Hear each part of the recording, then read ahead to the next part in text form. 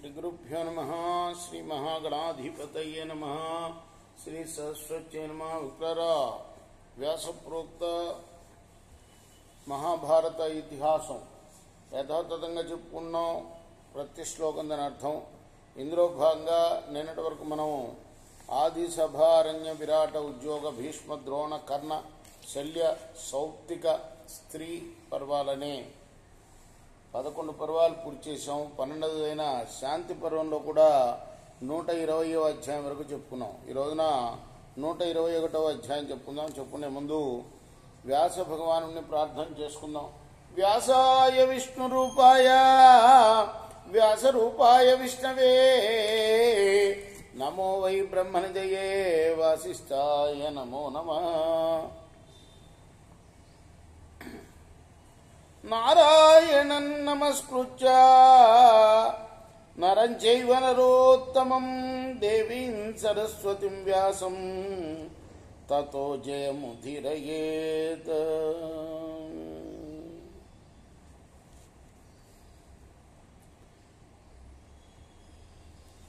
సమర్థ సద్గురు సాయినాథ్ మహారాజ్ కీ జై. యుధిష్ఠిర ఉవాచ అయం పితామహేనోక్తః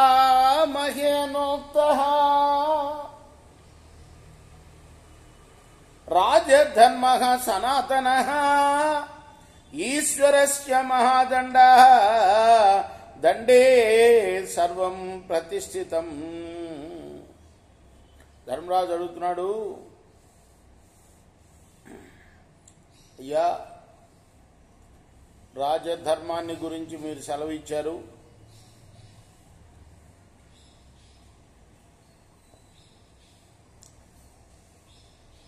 దండం అంటే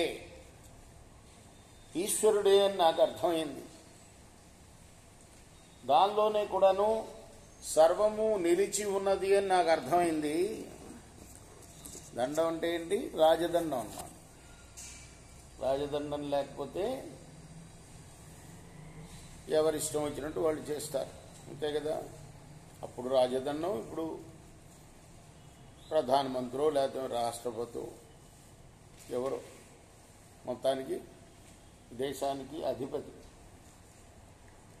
దేవతానాం ఋషీణాం చ పితॄణాం చ మహాత్మనాం యక్ష రక్ష పిశాచానాం సాధ్యానాం చ విశేషతః సర్వేషాం ప్రాణినాం లోకే తిర్యజ్ఞో నివాసినాం సర్వవ్యాపీ మహాతేజ దండః శ్రేయోనితి ప్రభో. దేవతలకి, ఋషులకి, పితరులకి, మహాత్ములకు, యక్ష రాక్షస పిశాచులకు, సాధ్యులకు, విశేషించి లోకంలో ఉన్న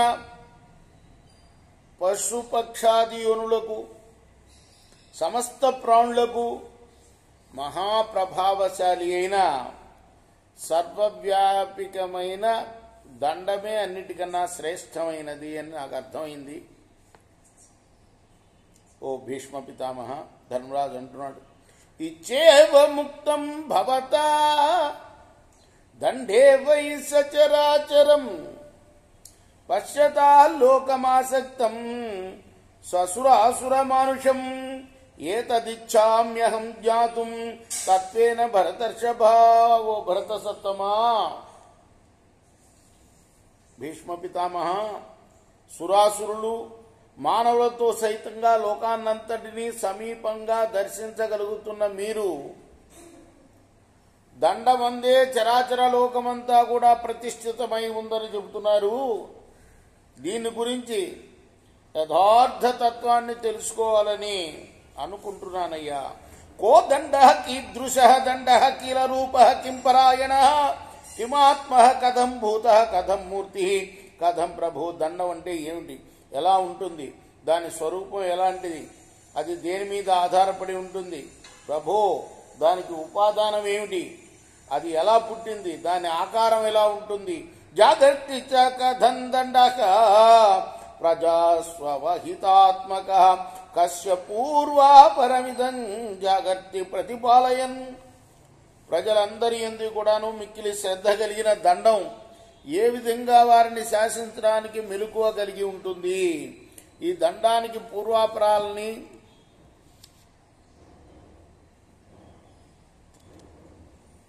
చెప్పండి. కస్య విజ్ఞాయతే పూర్వం కోవరో దండ సంహిత కిం సంసస్య భవేద్ దండ కాభాస్య గతిరుచ్యతే. పూర్వం దీన్ని ఏమనేవారు? దండం అనే పేరు గల వాటిలో ఏది ప్రసిద్ధం? దండం దేని మీద ఆధారపడి ఉంటుంది? దీని గతి ఏ విధంగా చెప్పబడింది? ఈ వివరాలన్నీ చెప్పమని అడిగాడు ధర్మరాజు. ఒక ప్రశ్న ఇదంతా. భీష్మ ఉవాచ శృణు కౌరవ్యయో దండ వ్యవహారో యథా చ సహ యస్మిన్ హి సర్వమాయత్తం సదండ ఇహ కేవల. భీష్ముల వారు చెప్పడం మొదలుపెట్టాడు. ఓ శృణు కౌరవ్య, వినవయ్య కౌరవ్య. కౌరవ్య అంటే కురువంశ సంజాత అని. పాండవులైనా కౌరవులైనా ఇద్దరు కూడా వాళ్ళకి మూల పురుషుడు కురుమహారాజే. మన గుర్తు కోసం మనం పాండవులు కౌరవులు అని చెప్పుకుంటాం, కానీ నిజంగా చెప్పుకోవాల్సింది పాండవులు ధార్తరాష్ట్రులు అని చెప్పుకోవాలి. ఎందుకో వ్యాసుల వారు అక్కడక్కడ కౌరవులు అని వాడటం, అందరూ కౌరవులని సంబోధించడం ధార్తరాష్ట్రులను జరుగుతుంది. కానీ నిజానికి కౌరవులు అంటే అందరూ కౌరవులే. పాండవులు కౌరవులే, కౌరవులు కూడా కౌరవులే, ధార్తరాష్ట్రులు కూడా కౌరవులే. అందుకోసమే కౌరవ్య అని సంబోధిస్తున్నాడు ఇక్కడ. శృణు కౌరవ్యయో దండ వ్యవహారో యథాచస. దండం అంటే ఏమిటో, దాని వ్యవహారం ఎలా ఉంటుందని చెప్పబడిందో అదంతా చెప్తాను వినవయ్యా. లోకమంతా దేనికి అధీనమై ఉందో అదే దండము. ధర్మస్యాఖ్య మహారాజ వ్యవహార ఇతిష్యతే తస్య లోపః కథన్న స్యాద్ లోకేష్వహితాత్మనః ఇచ్చేవం వ్యవహారస్య వ్యవహారత్వం ఇష్యతే. మహారాజా, ధర్మానికి ఇంకొక పేరు వ్యవహారం. లోకంలో మిక్కిలి శ్రద్ధ గలవాడికి ధర్మం పట్ల ఎలాంటి లోపం కలగకూడదు.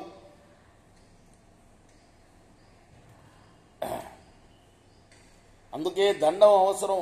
ఈ వ్యవహారానికే వ్యవహారత్వం అని కూడా పేరు. అపి చైతత్ పురా రాజన్ మనునా ప్రోక్తమాదిత సుప్రణీతేన దండేన ప్రియా ప్రియ సమాత్మన ప్రజా రక్షతి సమ్యక్ ధర్మ ఏవ స కేవల. పూర్వకాలంలో మనువు అంటే ఆది రాజు అన్నమాట. ఆయన చెప్పిన మనుస్మృతి ప్రకారమే మనం హిందూ ధర్మం ఆధారపడింది.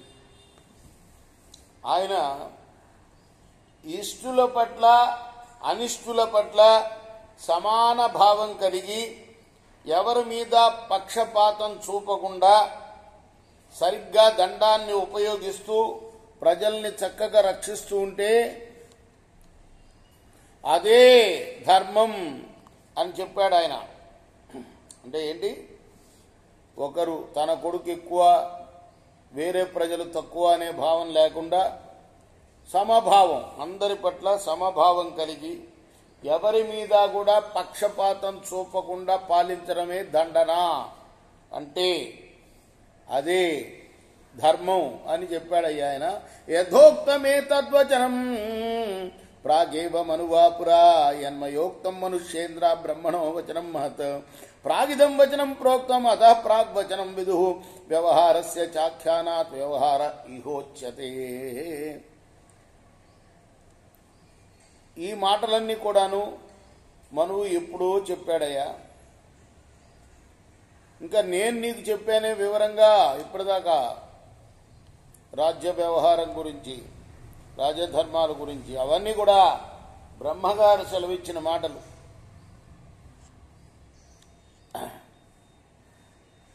వీటిని మొట్టమొదటిగా మనువు చెప్పాడు కాబట్టి ఈ భూమి మీద వీటిని ప్రాగ్వచనం అని కూడా పండితులు అనుకుంటారు. ఇక్కడ వ్యవహారాన్ని ప్రతిపాదించడం వల్ల వ్యవహారం అనే పేరు కూడా వచ్చింది.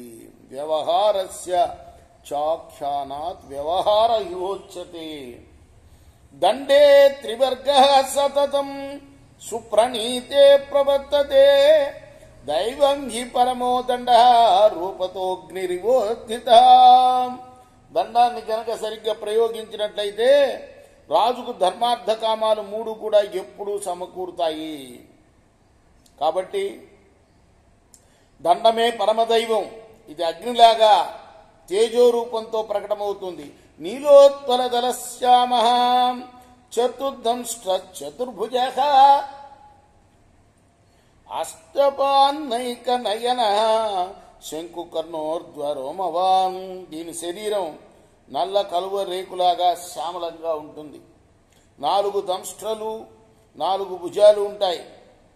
8 పాదాలు అనేక నయనాలు కలిగి శంకు లాంటి చెవులతో నిక్కపడుచుకున్న రోమాలు కలిగి ఉంటుంది ఈ దండం. జటీ ద్విజిహ్వస్తామ్రాస్య మృగరాజతనుచ్చద ఏతద్రూపం బిభర్జుగ్రం దండో నిత్యం దురాధర.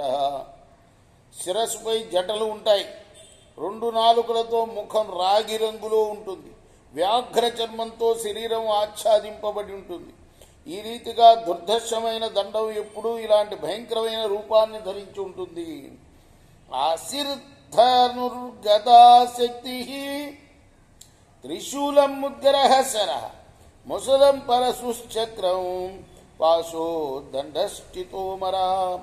కత్తి, విల్లు, గద, శక్తి, త్రిశూలం, ముద్గరం, బాణం, ముసలం, పరశు, చక్రం, పాశం, దండం, వృష్టి, తోమరం ఇవే కాక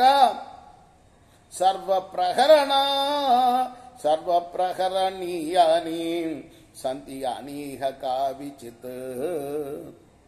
కానిచిత్ దండ ఏవ సర్వాత్మాలోకే చరిత మూర్తిమాన్. ఇంకా ఇటువంటి ఏ ఏ ఆయుధాలు ఉన్నాయో ఆ అన్నింటిలోనూ కూడాను ఈ దండమే మూర్తి భవించి లోకంలో విహరిస్తూ ఉంటుందయ్యా.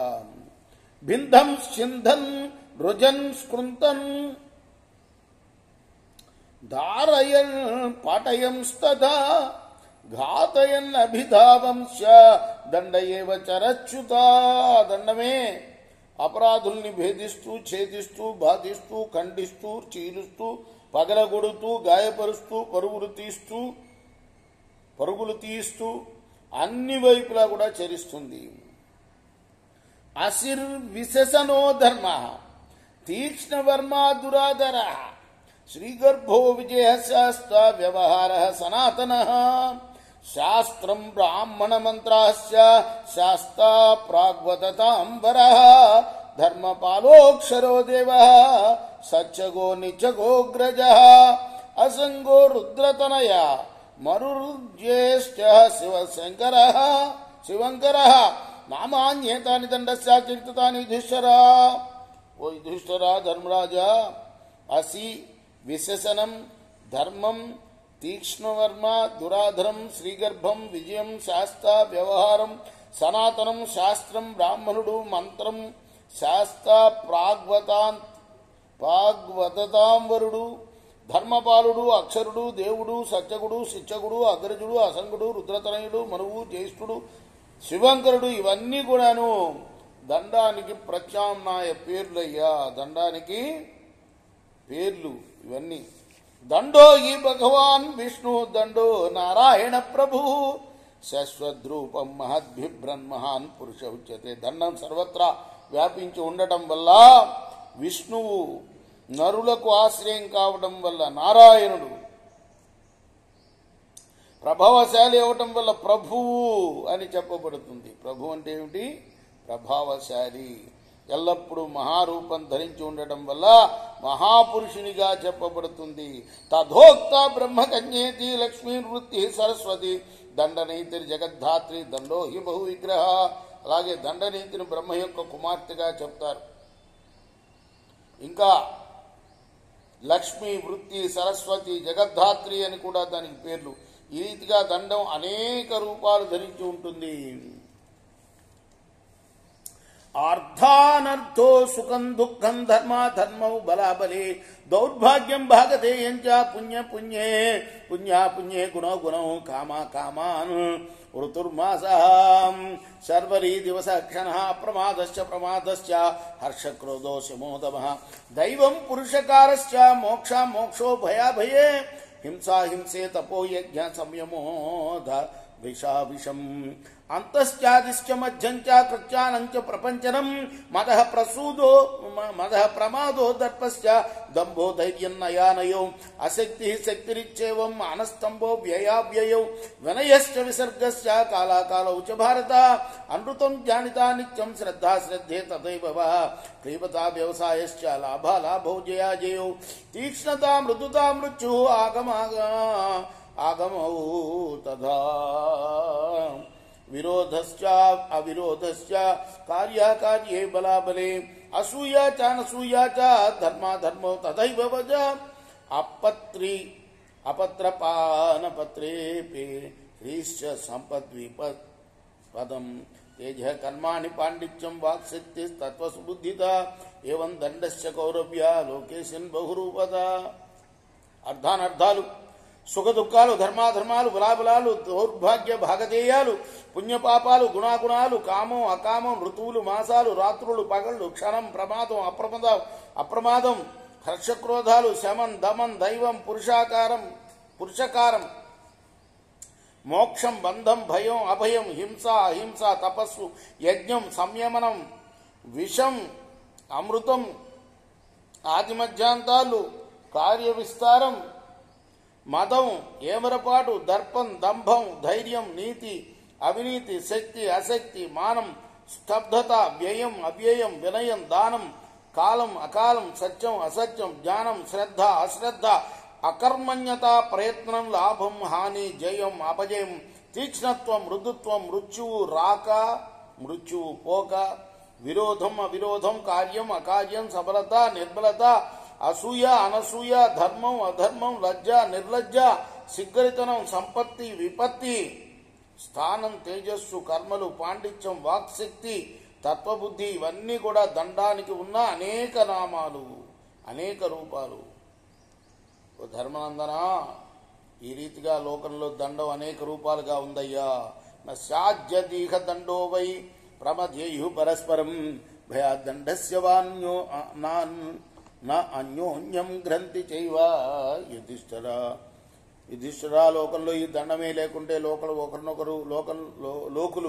ఒకరినొకరు చంపుకుంటారయ్యా. దండం వల్ని భయం చేతనే మనుషులు ఒకరినొకరు చంపుకోవడం లేదు. దండేన రక్షమాణా హి రాజన్నహరః ప్రజా రాజానాం వర్ధయంతి తస్మాత్ దండ ప్రాయణం.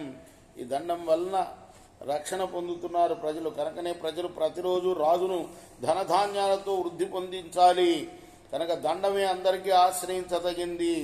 వ్యవస్థాయపతి క్షిప్రం ఇమం లోకం సరే నరేశ్వర సచ్చే వ్యవస్థితో ధర్మ బ్రాహ్మణేశ్వ అవతిష్టతే. సర్వేశ్వర ఓ నరేశ్వర రాజా ధర్మరాజా ఈ లోకాన్ని శీఘ్రంగా సత్యంలో నిలిపేది దండమేనయ్యా. సత్యంలోనే ధర్మం యొక్క ఉనికి. ఆ ధర్మం బ్రాహ్మణుల్లో నిలిచి ఉన్నది. ధర్మయుక్తా ద్విజ శ్రేష్ఠ వేదయుక్తా భవంతి చ బభువ యజ్ఞో వేదేభ్య యజ్ఞ ప్రీణాతి దేవత ప్రీతాశ్చ దేవత నిత్యం ఇంద్రే పరివిదంత్యపి అన్నం దదాతి శక్రశ్చాప్యనుగ్రహ్ణ నిమా ప్రజా ప్రాణాస్య సర్వభూతాన నిత్యమన్నే ప్రతిష్ఠిత తస్మాత్ ప్రజా ప్రతిష్టంతే దండో జాగర్తితాశ్చ. ద్విజశ్రేష్ఠులు ధర్మపరులు స్వాధ్యాయపరులు అయి ఉంటారు. ఎవరు? బ్రాహ్మణులు. వేదాల నుండి యజ్ఞం పుట్టింది. యజ్ఞం దేవతలను తృప్తిపరుస్తుంది. తృప్తి పొందిన దేవతలు ప్రజల కోసం ప్రతిరోజు ఇంద్రుడిని ప్రార్థిస్తాడు. ఇంద్రుడు ఆ ప్రజలపై అనుగ్రహించి అన్నం ఇస్తాడు. జీవులందరి యొక్క ప్రాణాలు నిత్యము అన్నం వల్లనే నిలిచి ఉంటాయి. కాబట్టి దండమే ప్రజల ఉనికికి కారణము.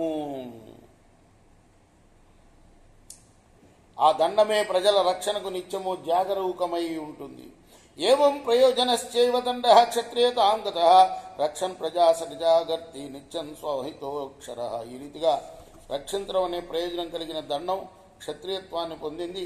అక్షరమైన దండం మిక్కిలి శ్రద్ధతో ప్రజలను రక్షిస్తూ నిత్యం కూడా జాగరూకతతో ఉంటుంది. ఈశ్వర పురుష ప్రాణ సత్వం చిత్తం ప్రజాపతి భూతాత్మ జీవ ఇచ్చేవన్ నామభి ప్రోచ్యతేష్టభి. ఈశ్వరుడు, పురుషుడు, ప్రాణం, సత్వం, చిత్వం, ప్రజాపతి, భూతాత్మ, జీవుడు అనే 8 నామాలతో దండమే ప్రతిపాదింపబడుతుంది.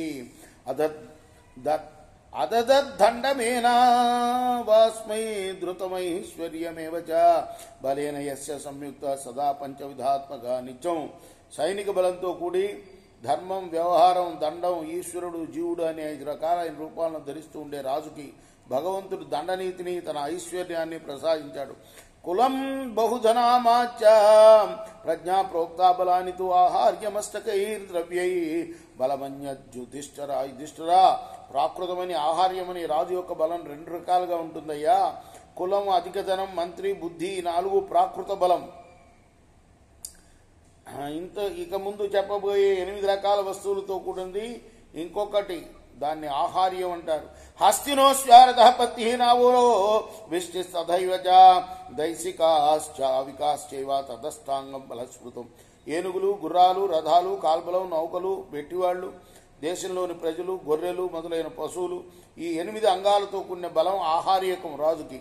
అథవాంగస్య యుక్తస్య రజనో హస్తీయోనః అశ్వారోహ పదాస్య మంత్రిణో రసదాస్యే భిక్షుకా ప్రాడ్ వివాకాశ్చ ముహూర్తో దైవచింతక కోశో మిత్రాని ధాన్యంచ సర్వోపకరణాని చ సప్త ప్రకృతి చాస్తాంగం శరీరమే యద్విదు రాజ్యస్య దండమేవాంగం దండ ప్రభవ ఏవ చ. సంయుక్తమైన అంగంలోని రథాలు, గజారోహులు, అశ్వారోహులు, పదాతులు, మంత్రులు, వైద్యులు, భిక్షకులు, న్యాయవాదులు, జ్యోతిష్కులు, దైవజ్ఞులు, కోశం, మిత్రం, కోశం అంటే ట్రెజరీ అన్నమాట, డబ్బులుండే, మిత్రులు, ధాన్యం, ఇంకా ఇతర సమస్త సామాగ్రి, రాజ్యానికి సంబంధించిన సప్త ప్రకృతులు అంటారు వాటిని. ఈ చెప్పిన 8 అంగాలతో కూడిన బలం, ఇవన్నీ రాజ్యానికి శరీరంగా చెప్పబడతాయి. ఈ అన్నింటిలో దండమే ప్రధానమైన అంగం, ఎందుకంటే అది అన్నిటికీ మూలం కనుక.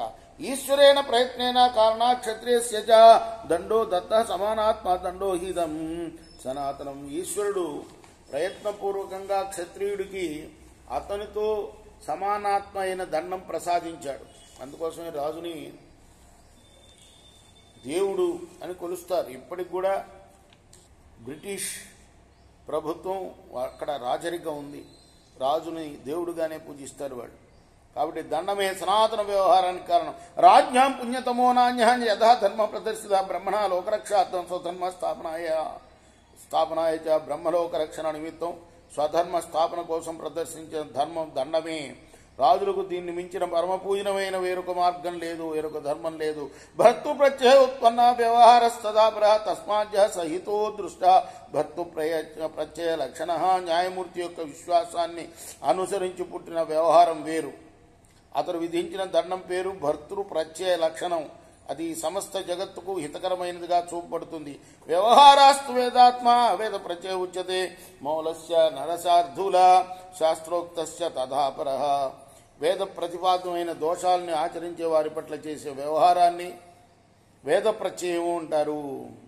కులాచారాలను భంగపరిచినప్పుడు జరిపే వ్యవహారాన్ని మౌలం అంటారు. అందులో నెయ్యి ఉందో లేదో చూడమ్మా కాస్త హారతిలో, లేకపోతే కొంచెం వెయ్యి. ఇందులో కూడా